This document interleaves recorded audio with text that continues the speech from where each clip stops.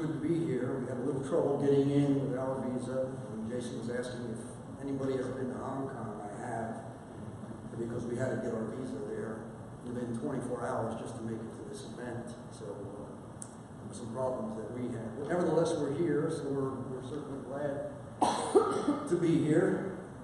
We've heard a lot of little things all day, I guess, and it was very interesting because I'm writing some little notes as we go through this, because I think what I'm finding anyway is that from all over the world, people that are doing different things, we all have a common denominator, and there are things that pop up and that are discussed from everybody. It's very interesting to try and put it all together.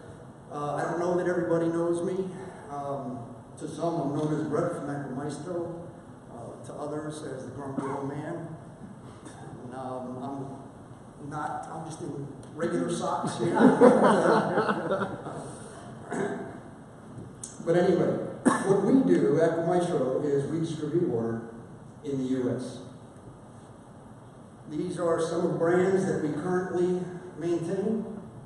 We've got inventory on all of these brands. I wear a different hat with some of them, depending on what we fulfill, what we do with them. Some of them I just distribute. Nestle's obviously is always a big factor out there, but yet there are people that want San Pellegrino and Perrier. So we happen to have those brands if they would like it. There are other brands, Skill Day. We have a very close relationship with Jan Bender from Skill Day. We are exclusive with them. Some other brands, Speyside, Glenlivet out of Scotland, and Highland Spring, we are exclusive with. So it depends what relationship we have as to how much I go through and how much effort I put into what I'm doing for a particular company. If I'm ever asked by a chef or a food and beverage buyer or somebody from that side of the industry, what would I recommend? I do not go to them with Evian, Fiji, San Pellegrino, or Aquapana. They happen to be there because they've done a lot of marketing. And marketing, by the way, is something that we'll talk about a little bit more as well. But I'm going to represent those brands that I think there's truly a distinction, truly a superior water. They may not quite do the same marketing, but there's a reason I stand behind some of those other brands. So this is what our portfolio currently looks like. There are literally thousands of waters out there. I can't have them all. I have 30. For us to go to 31, we are in a position where we can be somewhat selective because of what we're doing. So that's the downside to some of you people that are looking to get distribution in the U.S., but we're also going to get into a little bit of a program that may work as well. I threw in, and I saw everybody having a learning curve with this thing. It's not moving at all. It's the bottom. It is, I'm pushing the bottom. But anyway,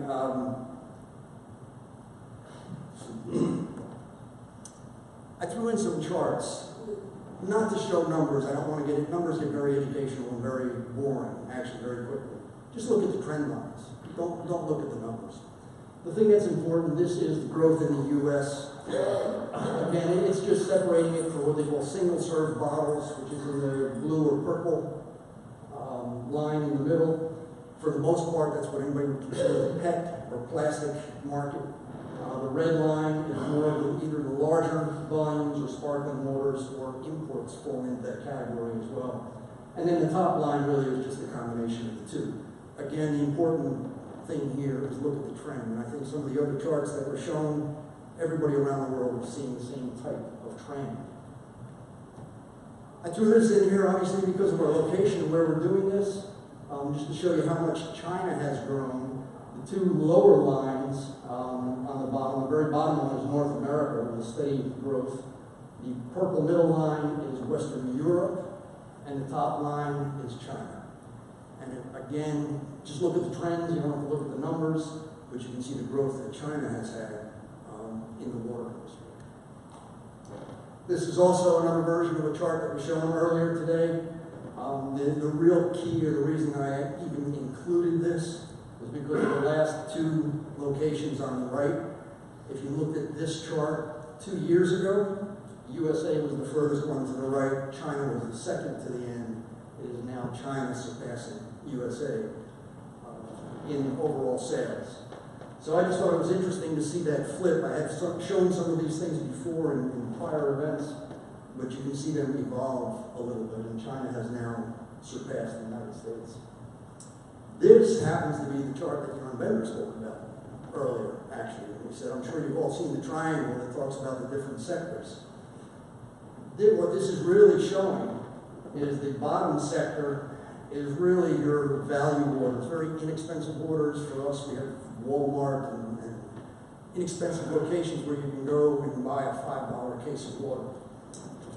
The middle is the mainstream, one step up a little bit. Nestle's used to have waters, they still have waters, from around different regions in our country anyway, I'm sure they do around the world, which were not necessarily the most inexpensive, but they fell into a middle category, which is the same as Aquafina and Dasani, which, by the way, are Pepsi-Cola and Coca-Cola. We step up to the premium area, and the thing that I find interesting now is there are a lot of waters out there that advertise we are a premium water. And guess what? They're really not. But yet they're using that word premium and trying to fall into this category. Smart water is one that sticks out very readily. There is really not a premium brand of water. Nevertheless, I didn't produce this chart, so Smart Water happens to be in it. In my mind, I would say San Pellegrino, all the Nestle's products in glass, anyway, they would fall into that category. And then if we go to the top, the very top triangle, right there, is what I've termed ultra premium. There's also been a discussion as to what do we really call these things, whether it's fine water or what word are we going to use to define our premium versus the other premium waters that are out there. So for the moment, I've just titled it Ultra Premium. Voss, by the way, should probably move down now, and we would no longer consider it an ultra premium water. Also speaking earlier when we talked about Voss losing business in China and a number of hotels, what Voss decided to do was go after the mass market. And when they did that, they were strictly looking at numbers. What can we do to beef up sales? And they did beef up sales doing that. They went into the mass market. You can now buy in your local grocery store. Their numbers went up, but the demand in the premium market went down. We had received phone calls ourselves, just from hotels and restaurants saying, give me something other than Voss. I don't want to sell a product that's available down the street in the local supermarket. So they hurt themselves in the high-end hotel and restaurant industry, but they made themselves larger in the mass market. The numbers that are on the side, I'm not really portraying that much. What that really is showing the category growth. And if you see the minus 8% in the mainstream, Nestle's actually even made a decision quite a few years ago, 5 or 6 years ago now, when they came out with Nestle's Pure Life. And the objective with Pure Life was, we want to be the biggest water company out there and we want to sell to everybody. And they took all of their brands from different areas and they put it under one name, one label. So it didn't matter, and again, speaking of the U.S. anyway, if it was bottled in Maine up in the Northeast, or if it was bottled in California or the state of Washington or in Florida, they can bottle it from 153 different locations and call it Nestle's Pure Life. And it increased that category tremendously because they did accomplish what they wanted to do, which is being the biggest in that area. But they also took market share out of the middle area for that. So anyway, just some little tidbits there. This is what everybody has been here today discussing. I have I call an equation, actually, where if you own a source or a brand, the next thing you have to do is figure out your packaging. And then what is the story behind your packaging? Obviously, it's not that you go to the tap and turn it on and put it into a bottle. So it's those three combinations that give you bottled water at the end. And I think anybody here that represents a brand, we have a lot of sommeliers and people outside of the manufacturing end of it. But here, that's what constitutes getting bottled water. Now, what's the next step? Just because you have bottled water doesn't mean you have sales. Now let's take the bottled water that you just had. We've got to add distribution, marketing, and now you can get sales. This is where we at Maestro fit in a little bit. Again, we're on the distribution end. But when I make a decision, if I'm going to bring another product in, I ask the question, what are you going to do for marketing? Marketing is not putting it on Apple Maestro's website. I have many, many brands that ask me that, and everybody comes to me and says, I've got the best water in the world, will you put it on your site? Unfortunately, probably not. I'm at 30 brands. For me to go to 31, there has to be a compelling reason. We've got to look at all of the above, which was the packaging, the story, the chemical composition of it, the makeup of the water. But we can still come to terms and figure it out. And if we do bring something in, it's going to fall back on the brand and say, you've got to do something for marketing.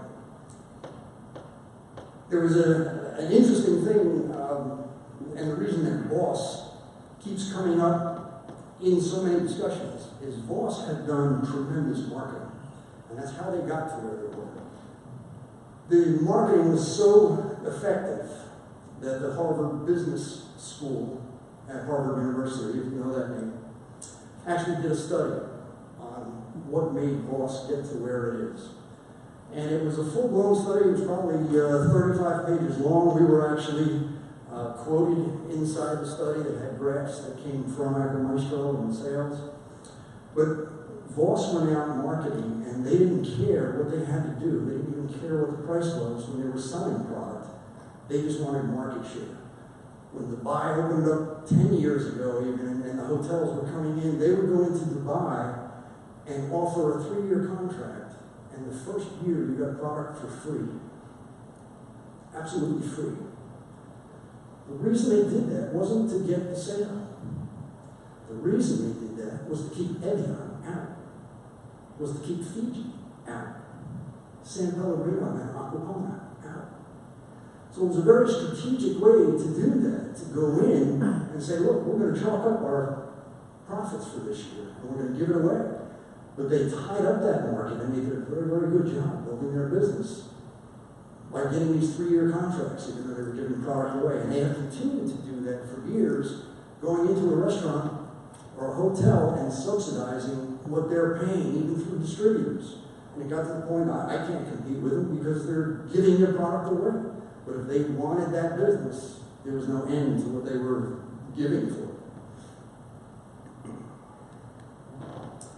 This is one of the results that came out of one of the an analysis that was done for Voss. It's very, very interesting. If Voss were to be described as a human being, she would be physically active, aged 18 to 45 years of age, single, works as a professional with a college degree. She lives in the metropolitan area, is sophisticated, and has a higher than average disposable income.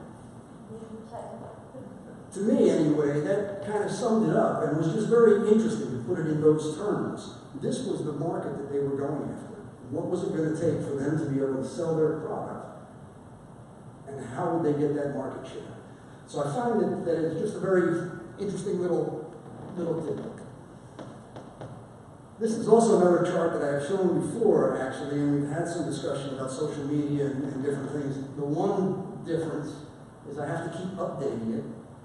Because what this is showing is the different generations, the millennial generation now and the original baby boomer generation, where we, and I include myself in that group, grew up watching TV. We may have spent 18 hours a week watching TV.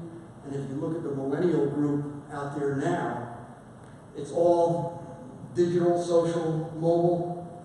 They spend 38 hours a week doing that, which relates to 5 hours a day, I guess, every day. More than twice that of what the baby boomers are doing. This particular study, by the way, this thing was done by Evian. They also went out and they spend money to do these market analysis to just find out what it takes and what they have to do to get into the market. So another little thing, a few years ago when I showed this also, that 38 hours a week was at 33. So it keeps expanding as well. So this is what we are. Apple Maestro itself is in the business of buying and selling. We don't produce bottled water. This is actually a picture of our part of it, anyway, our warehouse, where we maintain different waters. One of the things that we do bring up to people is the customer relationship that we have. We end up being the front line for all the brands. If you own a brand, you're out there, you're producing it, your main objective is to sell it to a distributor so he can go sell it for you. That's really what you're looking to do. But we become the ones that have to get out there and get in front of a food and beverage buyer, a chef, a director somewhere, or the individuals. When we sell online, we're with the customers. The customers that we find are very educated, they're very well-to-do, they're sophisticated, they know what they want. They are not a customer who's going to walk into, and I again use the term Walmart, I guess Walmart is pretty much global now, but they're not looking to go in and buy a $5 case of water. From us, they're buying a $30 case of water, and in many instances, will pay $30 to have it shipped to their house. So it's a different type of customer that we're dealing with, and we end up being the front line for the brands to try and get your product out there. It's not necessarily an easy task to accomplish. This is just a couple of trailers coming in. This is, again, I guess Speyside, Glenlevitt, Tina, a skill day. So we're bringing in containers, and the objective really is to get it back out on the streets, going to where it's got to go. This van we have distribution in California, and we use the vans. In Florida, we've got trucks on the road. But we have 30 plus brands that we're selling. This site is a new discussion, a new topic that we're going to bring up. And I have been working on a new website for more than I care to admit, because it's been a very difficult thing to get done. I have a certain vision, I suppose, in my head, and every time somebody works on it, I've been through 3 different companies now. I can't get it the way I want it.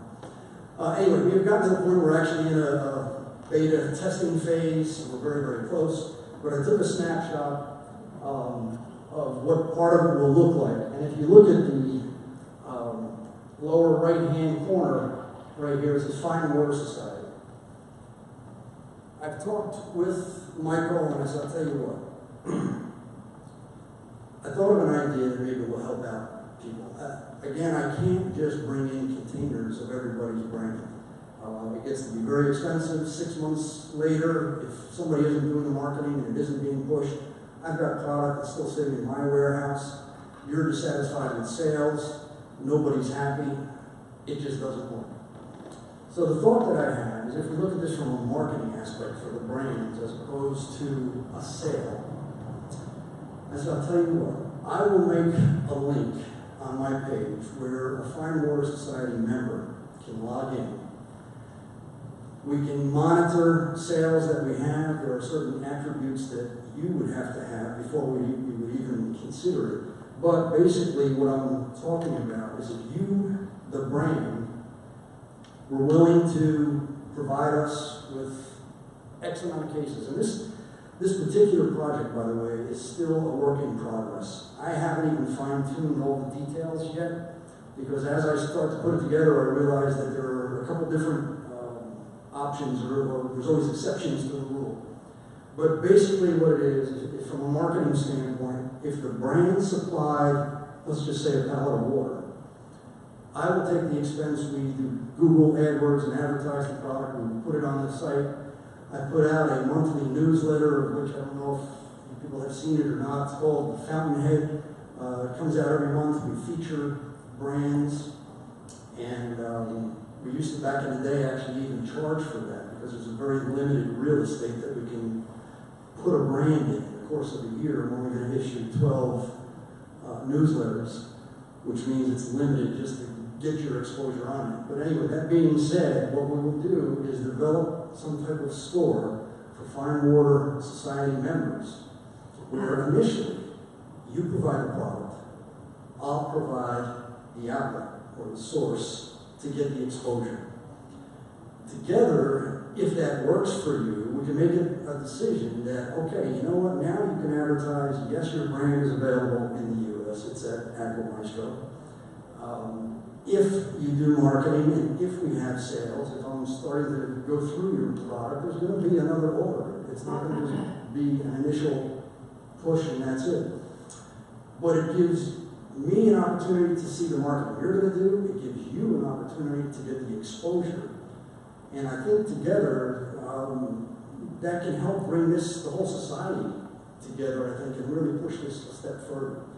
I've had people that come to me and say, you know, I'm getting tired of the 30 brands that you have. Do you have anything new? And again, it's a commitment to bring in a new brand. So many times I'm saying, no, I don't, whatever. And I think this even solves that problem for me. You know what? I do have something there. Try this out, see if you like it. If at the end of 30 days, 60 days, 90 days, whatever the time frame may be, we say, hey, we blew through that product, let's order in, whether it's going to be more pallets or a container. Anyway, I guess what I'm saying to you is we're opening the door for that to possibly happen.